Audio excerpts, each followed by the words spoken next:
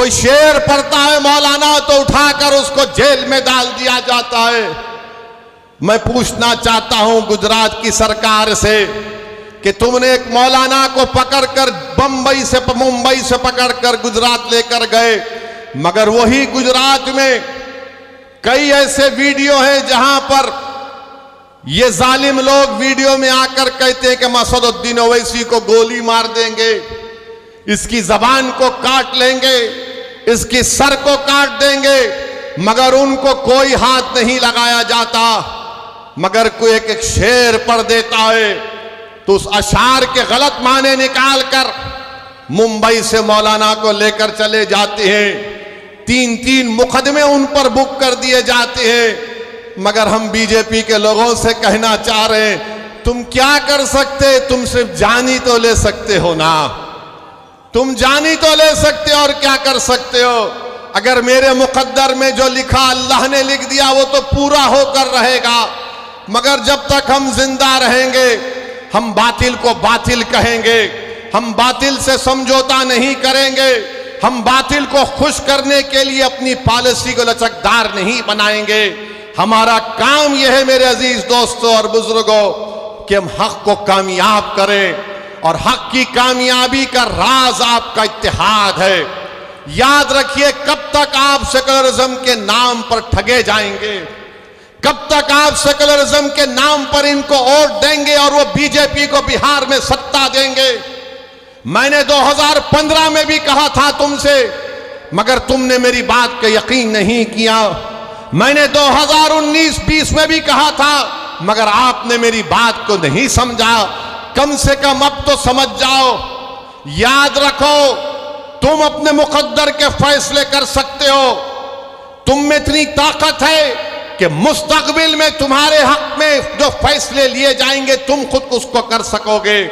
अगर आज आप मुत्तहिद होकर अपने वोट का इस्तेमाल नहीं करेंगे तो नुकसान आपका होगा, नुकसान सीमांचल की गरीब जनता का होगा। ये आवाज को उठना चाहिए मेरे अजीज दोस्तों और बुजुर्गों। आप देखते हैं कि भारत की पार्लियामेंट में हर मसले के ऊपर मजलिस इत्तेहादुल मुस्लिमीन के अरकान पार्लिमान अपनी आवाज को उठाते हैं। किशनगंज में अलीगढ़ मुस्लिम यूनिवर्सिटी का मसला मजलिस के एमपी उठाते हैं। मसाजिद का मसला 500-600 साल की मेहरौली की मस्जिद को शहीद कर दिया गया। क्या आपके किशनगंज के कांग्रेस के एमपी ने मुंह खोला? नहीं बोल सके।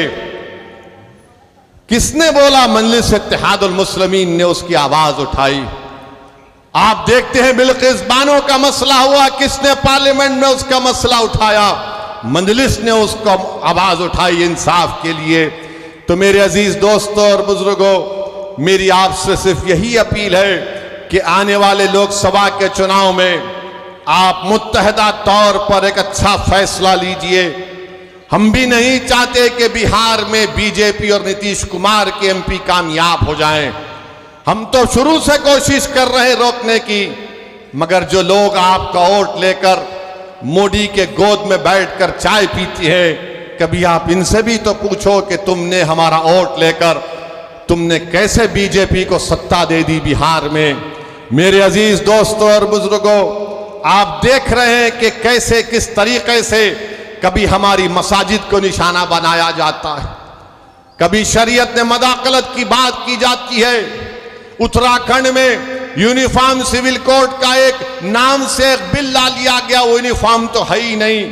अब नहीं मालूम नीतीश कुमार क्या करने वाले हैं। बीजेपी के साथ मिलकर बैठे हैं। यहां पर फसाद हुआ था 1 साल पहले, 100 साला मदरसे को जला दिया गया। मैं तुमसे पुकार कर कह रहा था, कहां है वो सेकुलरिज्म के दावे करने वाले? कहां है तेजस्वी यादव? जब 100 साल के मदरसे को जला दिया गया, कोई आवाज नहीं उठी।